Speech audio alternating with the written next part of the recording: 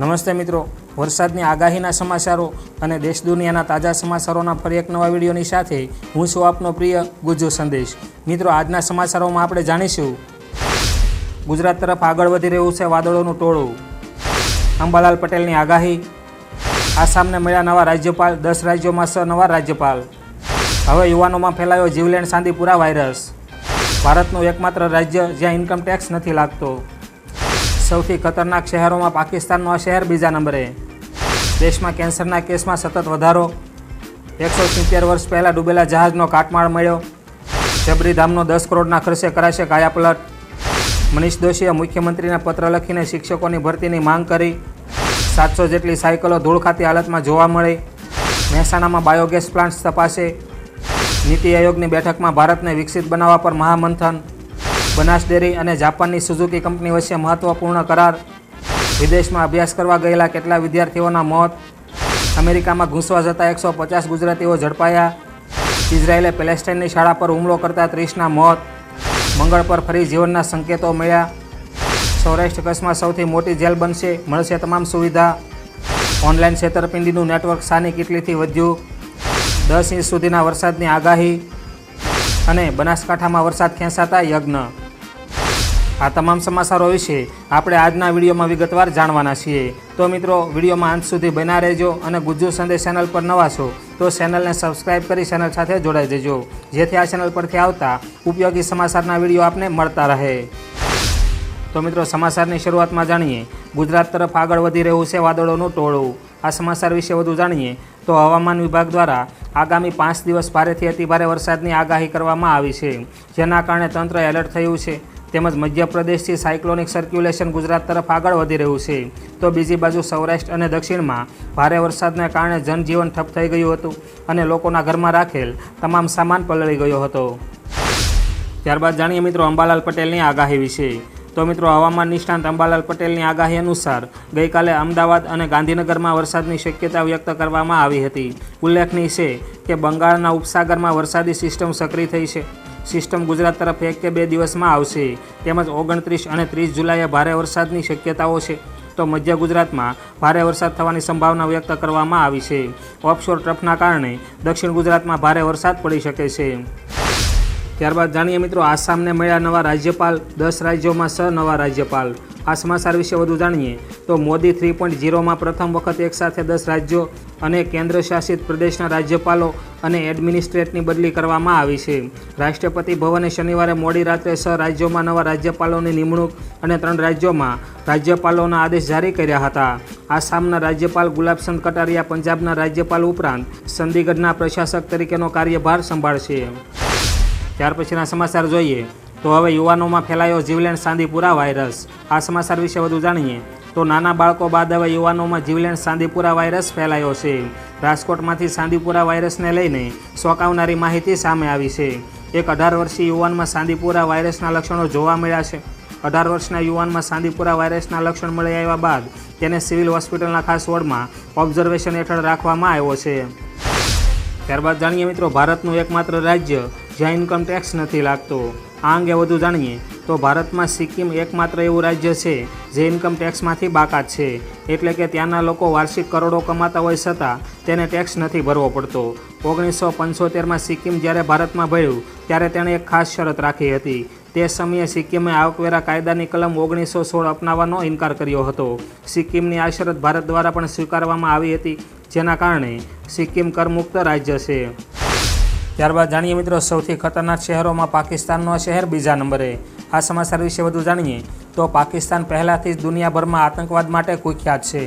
હવે ફોર્બ્સની યાદીમાં પાકિસ્તાનના કરાચી શહેરને પર્યટનની દ્રષ્ટિએ બીજા નંબરનું સૌથી ખતરનાક શહેર ગણાયું છે।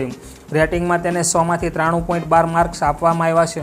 આ યાદીમાં વેનેઝુએલાનું કારાકાસ શહેર નંબર 1 પર છે, તો આ યાદીમાં ત્રીજા નંબરે મ્યાનમારનું યંગોન શહેર છે। રિપોર્ટ અનુસાર આ શહેરોમાં પ્રવાસીઓ સૌથી વધુ જોખમમાં છે। ત્યારબાદ જાણીએ મિત્રો દેશમાં કેન્સરના કેસમાં સતત વધારો। આ અંગે વધુ જાણીએ તો જેડીપી સાંસદના સવાલ પર કેન્દ્રીય સ્વાસ્થ્ય અને પરિવાર કલ્યાણ મંત્રાલયે જવાબ આપ્યો છે, જે મુજબ દર વર્ષે કેટલા કેસ વધ્યા છે તેના આંકડા શેર કરવામાં આવ્યા છે। આ આંકડા વર્ષ 2022થી 2024 સુધીના છે। આંકડાઓ અનુસાર ભારતમાં વર્ષ 2022માં 14,61,427 નવા કેસ નોંધાયા હતા, તો 2023માં 14,96,972 નવા કેસ હતા. અત્યાર સુધીમાં ચાલુ વર્ષે એટલે કે 2024માં અત્યાર સુધીમાં 15,33,055 કેસ નોંધાયા છે. ત્યારબાદ જાણીએ મિત્રો 170 વર્ષ પહેલાં ડૂબેલા જહાજનો કાટમાળ મળ્યો. આ સમાચાર વિશે વધુ જાણીએ તો સ્વીડન નજીક બાલ્ટિક સમુદ્રમાં 19મી સદીમાં ડૂબી ગયેલા જહાજનો કાટમાળ મળી આવ્યો છે. આ જહાજ ચેમ્પિયન એટલે કે એક પ્રકારનો વાઇન, બોટલો, મિનરલ વોટર અને પોર્સેલેઇન એટલે કે સિરામિકથી ભરેલું હતું. આ જહાજ 170 વર્ષ પહેલાં ડૂબી ગયું હતું. સ્ટેસુરા નામના પોલીસ મરજીવાએ આ કાટમાળ શોધ્યો છે. શિપમાંથી 100થી વધુ દારૂની બોટલો મળી આવી છે, જે માટીની છે અને તેના પર સેલ્ટઝર બ્રાન્ડનું સ્ટીકર હતું.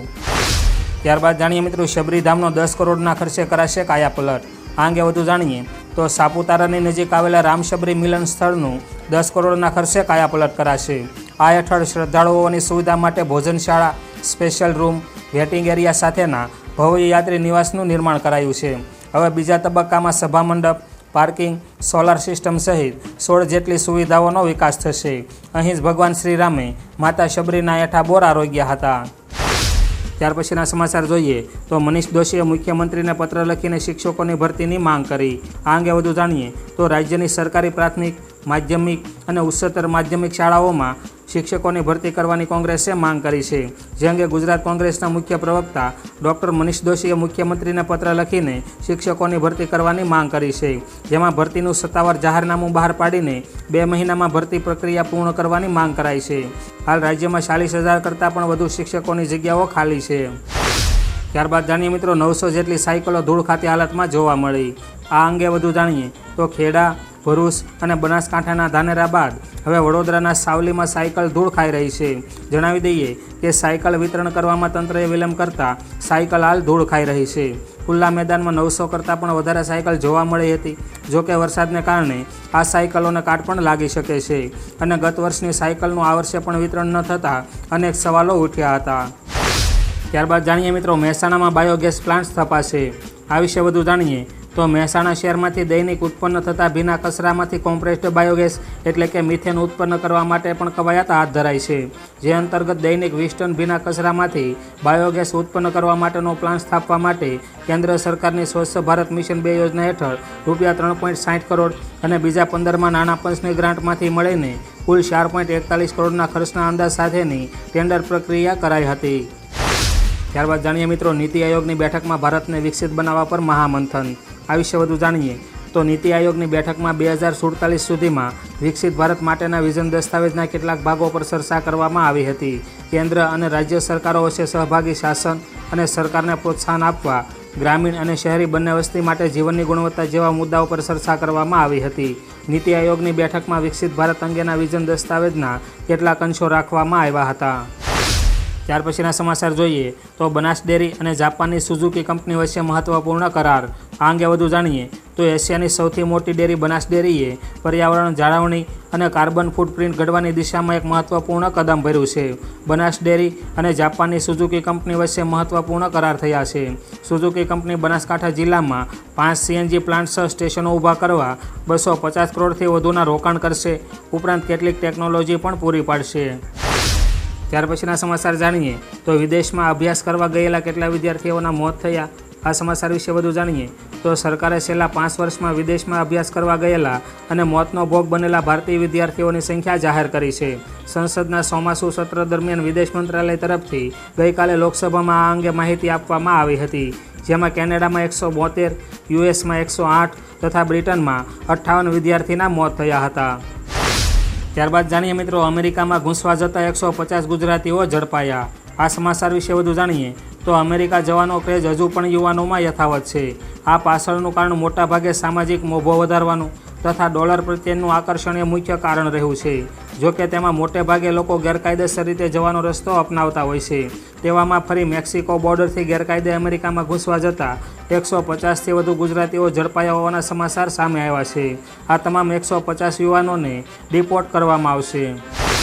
ત્યાર પછીના સમાચાર અંગે જાણીએ તો ઇઝરાયેલે પેલેસ્ટાઇનની શાળા પર હુમલો કરતા 30ના મોત.